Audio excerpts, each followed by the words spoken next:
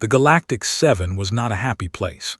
It floated in the empty space between two dead star systems, far from any world that might be called home. The station was built to hold refugees, the lost ones, the people who had nowhere else to go. Its metal walls were cold, its lights were dim, and the air always smelled like recycled sadness. Sat alone on a metal bench in the main processing hall. She was 34 years old, with dark hair that she had stopped brushing days ago. Her eyes were empty. Her hands lay still in her lap. She looked like a woman who had forgotten how to move. 3 weeks ago, she had been a teacher. She taught young students about alien life forms on the colony world of Nu. She had a small apartment with plants on the windowsill. She had neighbors who smiled at her in the mornings. She had a life that made sense. Then the Hollow Swarm came. The swarm was a plague of machines, ancient and hungry, that moved through space eating everything in their path. They did not negotiate. They did not warn. They simply arrived, and then there was nothing left. Nu had been a world of 12 million people. The evacuation ship saved less than 8,000. Was one of the 8,000. Everyone she loved was not. So she sat on her bench and stared at nothing. The station workers had given her a number and told her to wait. She was waiting. She did not know what she was waiting for. She did not care. Around her, the processing hall was filled with other refugees. There were tall beings with blue skin and too many arms. There were small creatures that looked like rocks with eyes. There were families huddled together, crying softly. There were old ones sitting alone, just like, with the same empty look in their eyes. In one corner of the hall, noticed a group of small furry creatures. They looked like wolf cubs, but they walked on 2 legs and had hands with fingers. Their fur was silver and their eyes were gold. They were young, very young, and they were huddled together in a tight ball of misery. These were children, knew about them from her teaching days. They were pack creatures, deeply social, who lived in large family groups. Their children needed constant contact with others. Without pack bonds, young could not survive. They would simply stop eating, stop moving, and fade away. The station workers had put the cubs together, hoping they would form bonds with each other. But it was not working. The cubs were from different packs, different worlds, and they did not know each other. They pressed together for warmth but found no comfort. Their ears drooped. Their tails hung limp. Their golden eyes were dull. One cub kept wandering away from the group. She was smaller than the others, with fur that had lost its shine. Her name was, and she was 5 cycles old. In human years, this made her about 7. She was old enough to understand what she had lost. She was young enough that the loss was destroying her. Walked through the processing hall with no direction. She was not looking for anything. She was simply moving because sitting still hurt too much. Her pack was gone. Her mother was gone. Her father was gone. Her brothers and sisters were gone. She was alone in a way that no child was meant to be alone. She wandered past the blue-skinned beings. She wandered past the rock creatures. She wandered past families who looked at her with pity but did not reach out. She wandered until she found herself standing near a metal bench where a human woman sat staring at nothing. Did not notice the cub at first. She was too deep in her own darkness, but stood there, watching her, and something about the human caught the cub's attention. Maybe it was the emptiness in its eyes. Maybe it was the way she sat so still. Recognized that look. She saw it in the mirror every time she looked at herself. This human was broken too. Wandered away, then came back. She wandered away again, then came back again. The 3rd time she returned, finally looked up. The human woman and the cub stared at each other. Neither spoke. Neither moved. They simply looked, and in that looking, something passed between them. It was not words. It was not thought. It was the recognition of one wounded soul seeing another. Opened her mouth. Her voice came out rough from days of silence. "Are you lost, little one?" Tilted her head. Her golden eyes studied the human's face. When she spoke, her voice was soft and tired. "My pack is gone, so I am always lost now." Something cracked open inside's chest. It was the place where her grief lived, the place she had locked away because looking at it was too painful. The cub's words had found a key and turned it. Understood, she understood completely. Without thinking, without planning, opened her arms. Looked at those open arms. She did not know this human, she did not know if humans could be trusted, but she was so tired, she was so empty, and those arms looked warm. The cub climbed into his lap. She curled against the human's chest, pressing her small, furry body against the warmth. Arms closed around her, gentle and firm. Let out a long breath, and something inside her unclenched for the first time in weeks. She fell asleep within minutes. Held the sleeping cub and felt tears running down her face. She did not know why she was crying. She did not know why holding this small, furry creature made the darkness inside her feel less heavy. She only knew that she was not going to let go. Across the processing hall, an elderly male watched this scene unfold. His name was, and he was the station's overseer. He was responsible for all the refugees on 7, including the orphaned cubs. He had seen many strange things in his long life, but he had never seen anything quite like this. A human bonding with a cub. Pulled out his and made a note. His old paws trembled slightly as he typed. He did not know what this meant. He did not know if it was good or bad. He only knew that it would cause problems. Law was very clear about cubs. They belonged with packs. They did not belong with aliens. They certainly did not belong with humans, those strange hairless beings who lived such lonely lives. But as watched the human woman hold the sleeping cub, he felt something stir in his old heart. It looked like peace. It looked like the beginning of healing. He put away his and decided to wait. Perhaps the problems could wait too. On the metal bench, held and let her tears fall. The station hummed around them, cold and dim and sad. But in that small space, in that gentle embrace, something new was growing. Neither of them knew it yet, but their lives had just changed forever. 3 weeks passed on the station, and everything changed without officially changing at all. Had been given temporary quarters. It was a small room with gray walls, a narrow bed, a tiny bathroom, and nothing else. The room was meant for one person, but somehow by the end of the first week was living there too. It was not official. No one had approved it. The station workers came every day to collect and take her back to the group housing with the other cubs, and every day refused to go. The first time they tried, she cried. Great howling sobs that echoed through the corridors and made other refugees stop and stare.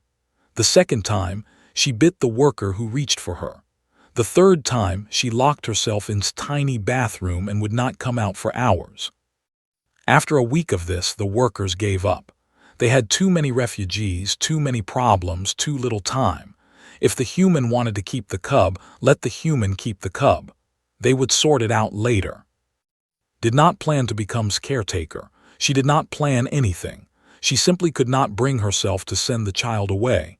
Every time she looked at, she saw her own pain reflected back. Every time looked at her, the cub saw safety. They needed each other. It was that simple and that complicated. The days fell into a quiet rhythm. Would wake early, make breakfast from the station's food supplies, and gently shake awake. They would eat together, sitting cross-legged on the floor because the room had no table. Then would try to teach things. Simple things. How to count in human numbers. How to say words in Korean. How to play simple games with pieces of paper folded into shapes. Learned quickly. She was smart, smarter than had expected. And slowly, day by day, the cub began to change. Her fur grew shiny again. Her golden eyes became bright. She started eating full meals instead of picking at her food. She slept through the night without nightmares. And one day, about 2 weeks after they met, she laughed. It was a small laugh at a silly face had made. But it was real. It was the first time had laughed since losing her pack. Heard that sound and felt her heart fill with something she had forgotten existed. Hope. Overseer watched all of this from a distance. He checked on the pair every few days, making notes, observing. The cub was clearly improving. That was good, but was troubled. This arrangement could not last. On the 5th week, he finally called to his office. The office was small and cluttered with reports. Sat behind a desk covered in documents. His silver fur was streaked with gray, and his golden eyes looked tired. He had been overseer for many years. He had seen many sad stories. This one was becoming one of the saddest. Stood before him, her hands clasped nervously. She knew why she was here. "This is not sustainable," said. His voice was gentle but firm. "You must understand, cubs require pack bonds, scent sharing, group sleeping, hunting rituals, social structures that your species does not have. You cannot provide these things. You are human." Was quiet for a moment, then she spoke. "She is eating again. That is temporary. She sleeps through the night now. Also temporary. She laughed yesterday. She looked at me and laughed, and for a moment she was not a broken child. She was just a child." Closed his eyes. "I understand that you care for her. I see that you have helped her. But helping is not the same as raising. A child cannot be raised by a human. Our laws do not allow it. Our biology does not allow it. In time, she will need things you cannot give, and she will decline. It is better to end this now before the bond grows too strong." His hands tightened. "She calls me."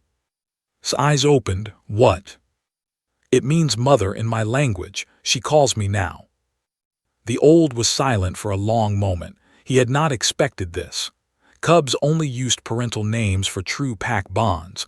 For to call this human mother meant something had happened, something deep, something real. "I cannot change the law," finally said. "I can only delay it. Do you understand?" Nodded. "I understand, but I am asking you to delay it. Give us time. Let me prove that she can heal with me. Let me prove that pack is not only about blood." Looked at her for a long moment, then he nodded slowly. "I will give you time, but the council will hear of this eventually. When they do, you will have to answer to them, and they will not be as kind as I am." That night lay in her narrow bed with curled beside her. The cub's warm body pressed against her side, and her soft breathing filled the quiet room. Outside, the station hummed its endless mechanical song. Stirred, her golden eyes opened halfway. "Yes, little star." Had started calling her that. Little star. Because his eyes reminded her of stars, and because the cub had become the only light in its dark universe. "Can I ask you something?" "You can ask me anything." Was quiet for a moment. She was thinking. When she finally spoke, her voice was soft and curious. "Do humans need packs?" His breath caught in her throat. She had not expected this question. She lay still, looking up at the gray ceiling, thinking about how to answer. She thought about New. She thought about her students, those bright young faces she would never see again. She thought about her neighbors, who brought her soup when she was sick and complained about the weather on sunny days. She thought about her mother, who had died years ago, and her father, who had followed shortly after. She thought about all the people she had loved and lost. "We do," she finally answered.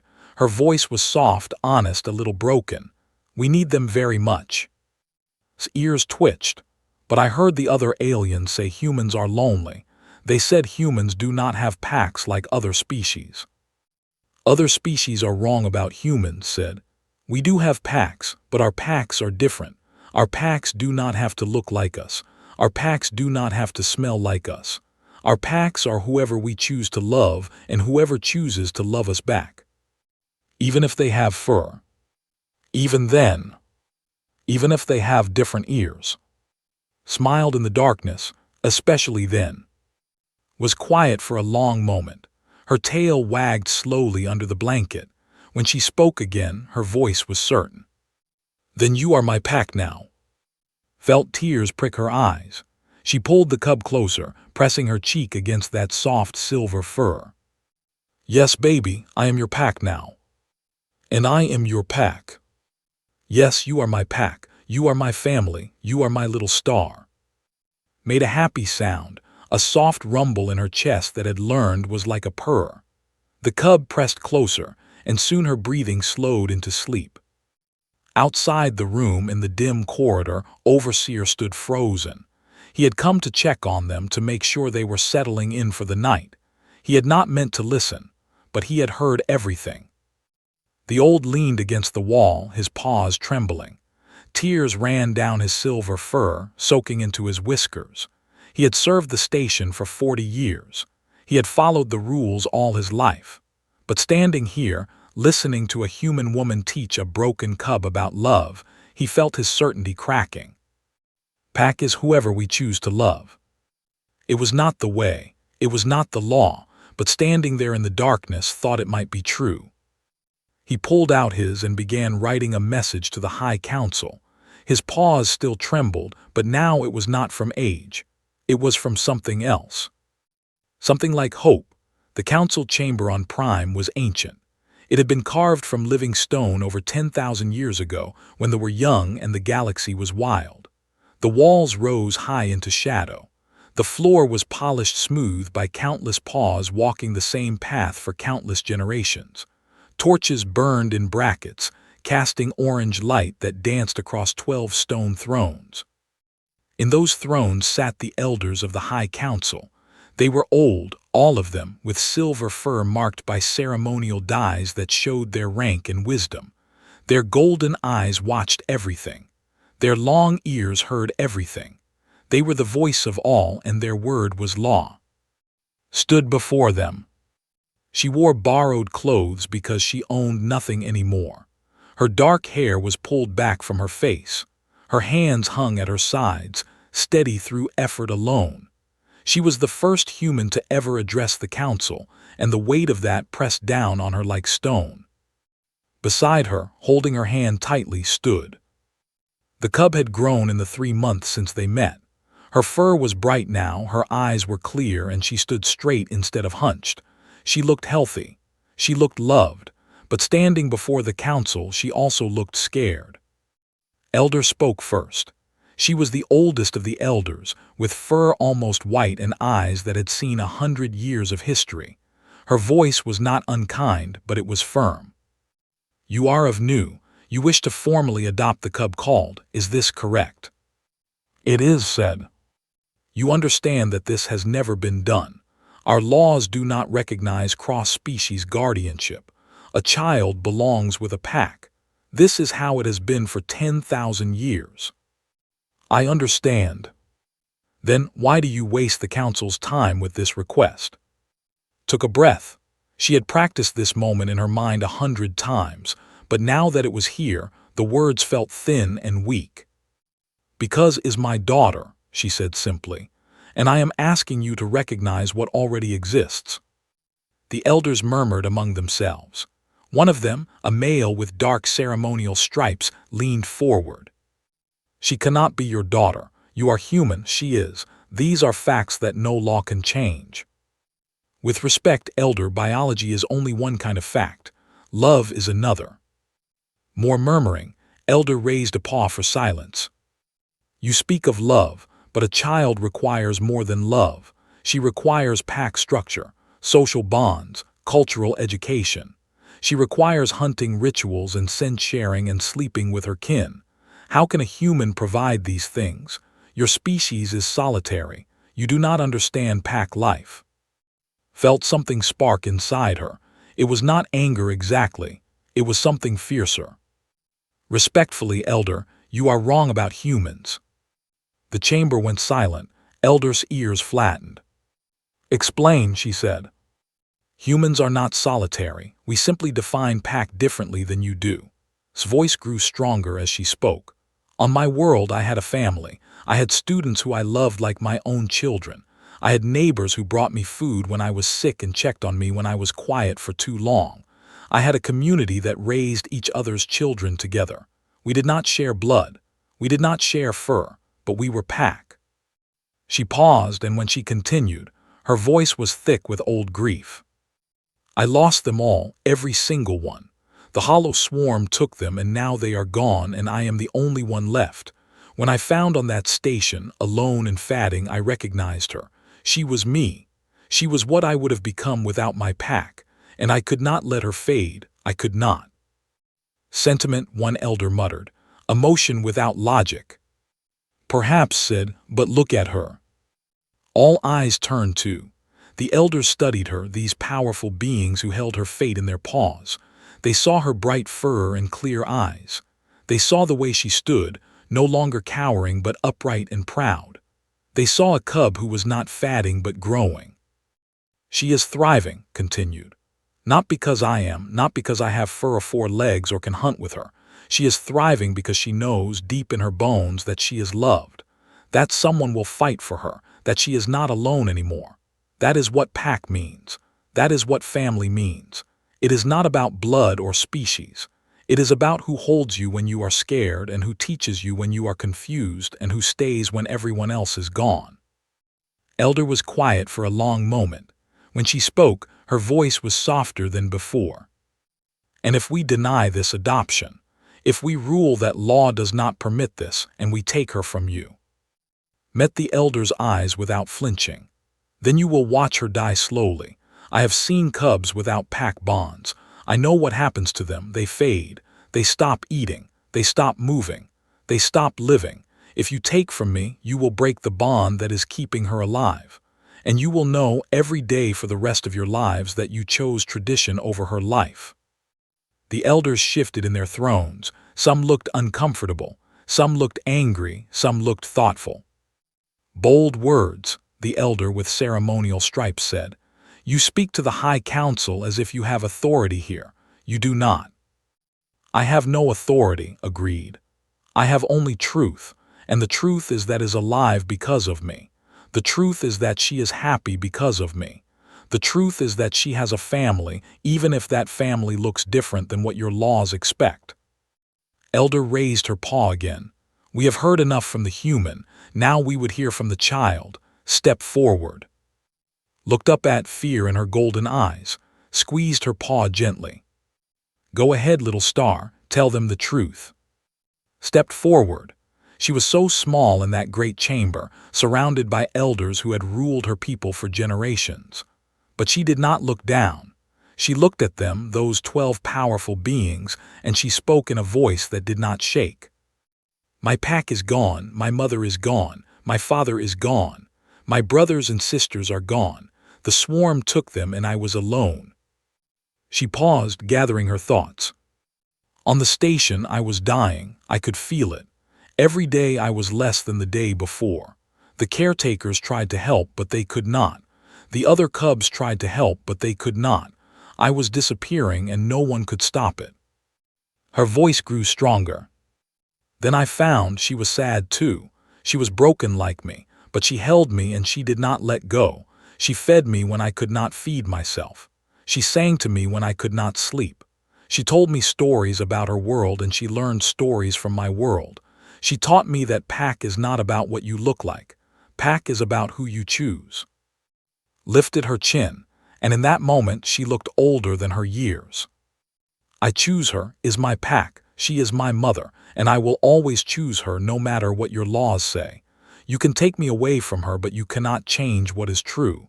She saved my life. She is my family. The chamber was completely silent. Even the torches seemed to burn quieter. Elder's eyes were bright with something that might have been tears. She stared at the small cub standing before her, this child who had lost everything and found something new.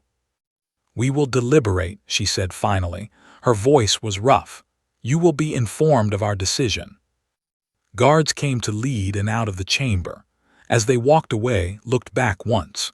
She saw Elder sitting very still, her old paws gripping the arms of her throne. She could not read the Elder's expression. She did not know what would happen next. But she had spoken her truth, had spoken hers. Now all they could do was wait and hope that truth was enough. The deliberation took 6 days. 6 days of waiting. 6 days of not knowing. 6 days of sitting in a small guest room on Prime, staring at walls and trying not to fall apart. and were separated during the deliberation. This was council law. The elders wanted no contact between them while they made their decision. They said it was to ensure fairness. 2. It felt like torture. The guest room they gave her was comfortable enough. It had a soft bed and a window that looked out over the forest of Prime. The trees here were silver, like fur, and they moved in the wind like waves on an ocean. It was beautiful. Barely saw it. She spent her days packing. She spent her nights lying awake. She replayed her testimony in her mind, searching for things she should have said differently, words that might have been more powerful. She thought about, alone in some other room, and her heart ached with missing her. On the 4th day, Overseer came to visit. He looked tired. His silver fur had lost some of its shine, and his golden eyes were heavy with worry. He sat across from in her guest room, and for a long moment neither of them spoke. "How is she?" finally asked. "Is she eating? Is she sleeping?" "She is struggling," admitted. "She asks for you constantly. The caretakers are doing their best, but—" He did not finish. He did not need to. "Can you tell me anything?" asked. "About how the deliberation is going?" Shook his head. "The council keeps its discussions private, but I can tell you that your words made an impression. I have never seen Elder so quiet as she was after your testimony." Quiet could mean anything. It could, but I choose to believe it means she is thinking, truly thinking for the first time in many years. Looked at him.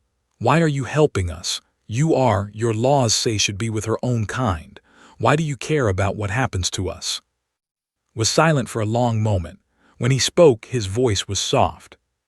"I had a daughter once, many years ago before I became overseer. She was bright and curious and full of life. She died young in an accident and I never had another child."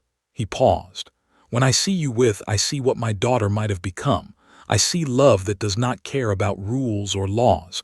I see family in its truest form, and I think perhaps our laws have been too narrow. Perhaps we have forgotten what family really means." Felt tears prick her eyes. "Thank you for everything." Nodded and stood to leave. At the door he paused. "Whatever happens, know that you have done something remarkable. You have made us question ourselves. That is no small thing." On the morning of the 7th day, a guard came to his door. "The council has reached a decision. You are summoned to the chamber." His heart pounded as she walked through the stone corridors. Her legs felt weak. Her hands were shaking. She had never been so afraid in her life.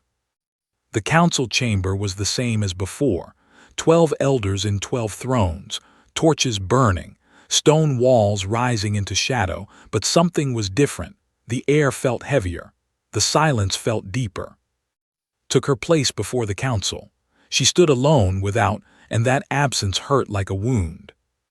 Elder rose from her throne. Her white fur gleamed in the torchlight. Her golden eyes were unreadable. "We have reached a decision," she said.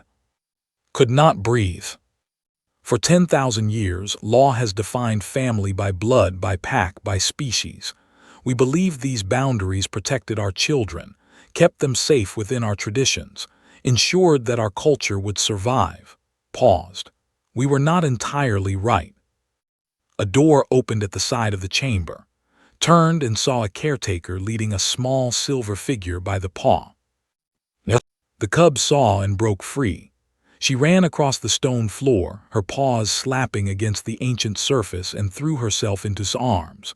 Caught her, lifted her, held her tight against her chest. Whispered, "I missed you.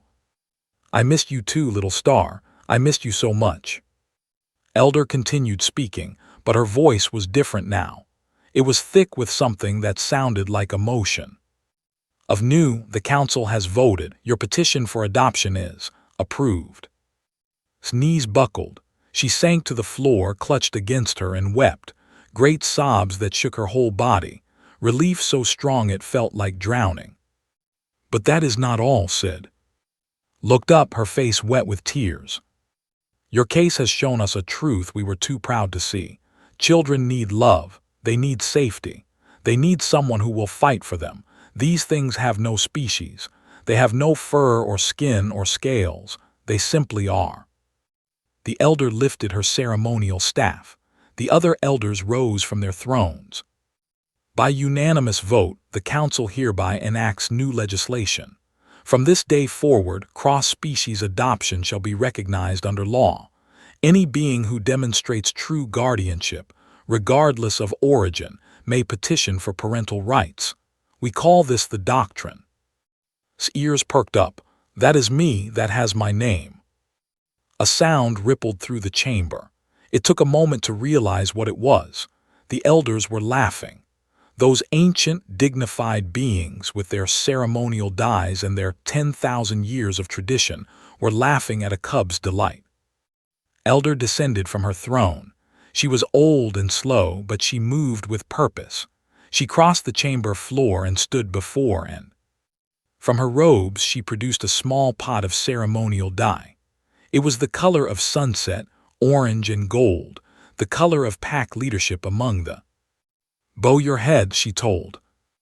Bowed, she felt S's paw touch her forehead, felt the cool dye marking her skin in an ancient pattern. You are pack now, said quietly. In the eyes of all, you and your daughter bound by choice and love. Let no one question this. Let no one deny this. You are family. Thank you, whispered, thank you. S's golden eyes were bright with tears of her own. Thank you, human, for showing us what we had forgotten, for reminding us that love is not a weakness, for being brave enough to fight for a child who was not your own. She stepped back and addressed the chamber. Let the records show that on this day, the High Council of Prime changed its laws. Let the records show that a human taught us the true meaning of pack, and let the records show that daughter of is the first of many. Her name will be remembered. Pressed her face against S's neck. Her tail was wagging so hard her whole body shook. We did it, we did it. We did it, little star. Held her daughter in that ancient chamber, surrounded by elders who had rewritten their laws for love. She thought about new, destroyed, and gone. She thought about everyone she had lost. She thought about the darkness that had nearly swallowed her. And she thought about this moment, this impossible moment, when a broken human and a broken cub had found each other and made something new. The past was pain, the future was uncertain. But right now in this moment had her daughter, she had her family, she had her pack. It was enough, it was more than enough. It was everything. 7 years passed and the galaxy changed. The Galactic 7 had been rebuilt. It was no longer just a processing center for refugees. It had grown into something larger, something more important.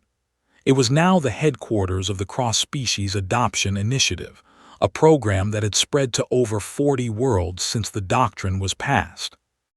The station bustled with life. Ships came and went every hour, carrying hopeful families and waiting children. The corridors that had once been cold and dim were now bright with lights and decorated with colorful banners in 100 different languages. The air smelled like food cooking and children laughing and hope. Stood at a viewport on the station's upper level watching the ships arrive and depart. She was 41 now. Her dark hair was streaked with gray. Her face had new lines, earned from years of hard work, countless meetings, endless fights with bureaucrats who did not want to change. But her eyes were bright. Her back was straight. She looked like a woman who had found her purpose. Behind her, footsteps approached. She did not need to turn to know who it was. It was 12 cycles old now, almost fully grown by standards. She stood nearly as tall as, with sleek silver fur and keen golden eyes. She wore the uniform of a junior caretaker, a position she had earned through years of training and determination. Turned and smiled at her daughter. You are supposed to be off duty.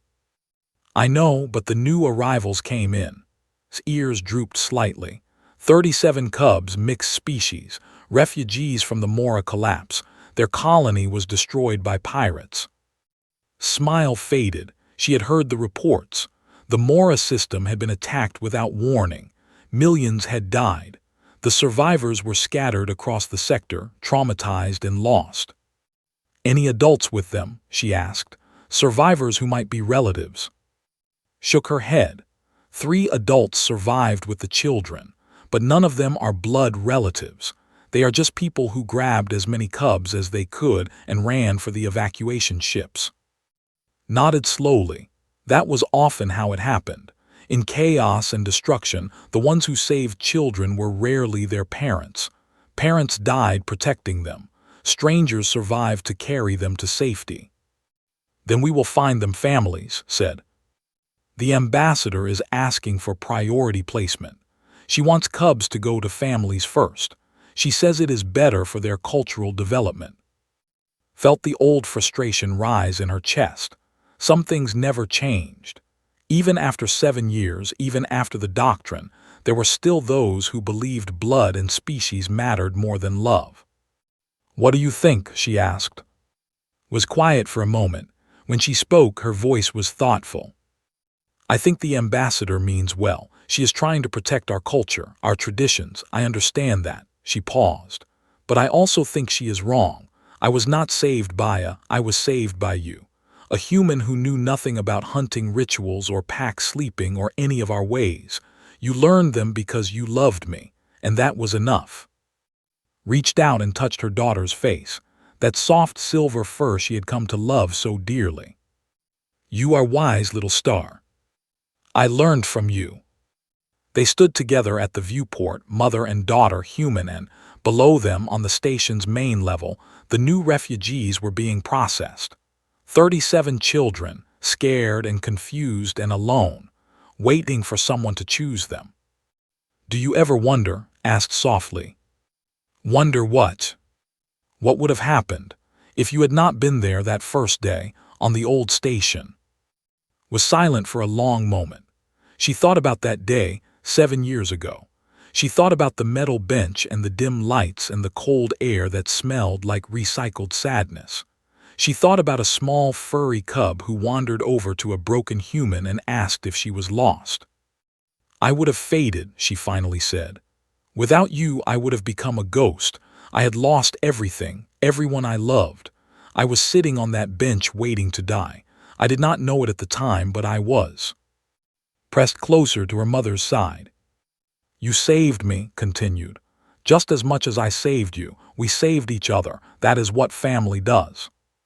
Pack his choice, murmured. Pack his choice, agreed. They watched the ships for a while longer. Then, his ears perked forward.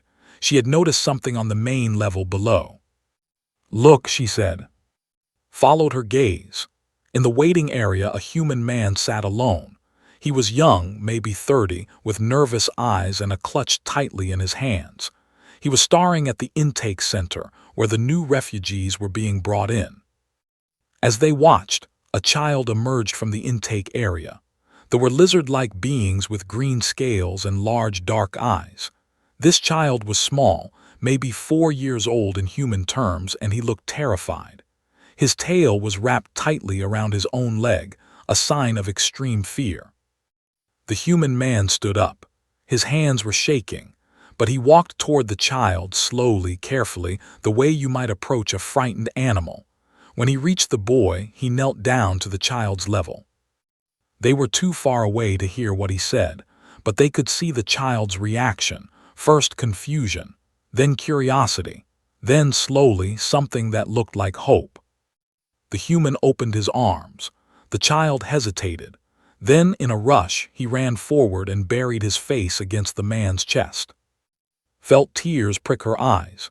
She had seen this scene 1,000 times over the past 7 years. It never stopped moving her. Another one said. Another one agreed. I should go help him, make sure the paperwork goes smoothly. Nodded, go, that is what we do. Squeezed her mother's hand once, then headed for the stairs. Before she disappeared into the crowd below, she looked back.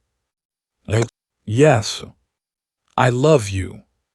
His heart, which had been broken and rebuilt so many times over the years, swelled with warmth.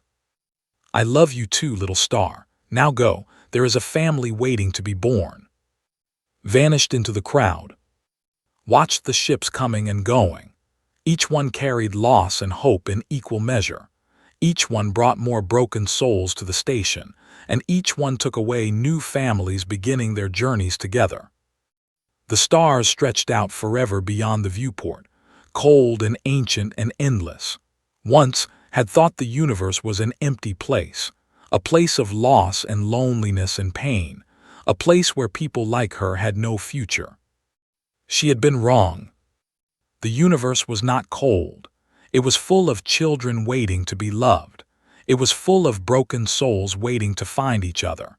It was full of families that did not exist yet, waiting to be born from choice and courage and hope. Somewhere on the levels below, a human man was holding a child. A girl was helping them through the paperwork. 1,000 other stories were unfolding, each one unique, each one beautiful. This was the legacy of the doctrine, not a law or a policy, but a simple truth that had spread across the galaxy. Pack is choice.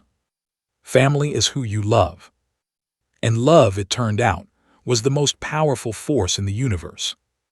Stayed at the viewport for a long time, watching the stars. She thought about new, gone but not forgotten. She thought about everyone she had lost. She thought about small and fatting on a metal bench 7 years ago. She thought about all the families that had been created, because a broken human had opened her arms to a broken cub. The past was pain, the future was uncertain, but the present was full of love, and that was all that mattered. The station hummed around her, ships came and went, children laughed and cried and found their families, the work went on. And somewhere among the stars, the universe itself seemed to smile. Pack is choice. Family is love. And humanity, with all its strangeness and stubbornness and endless capacity for caring, had taught the galaxy a lesson it would never forget. The stars would remember.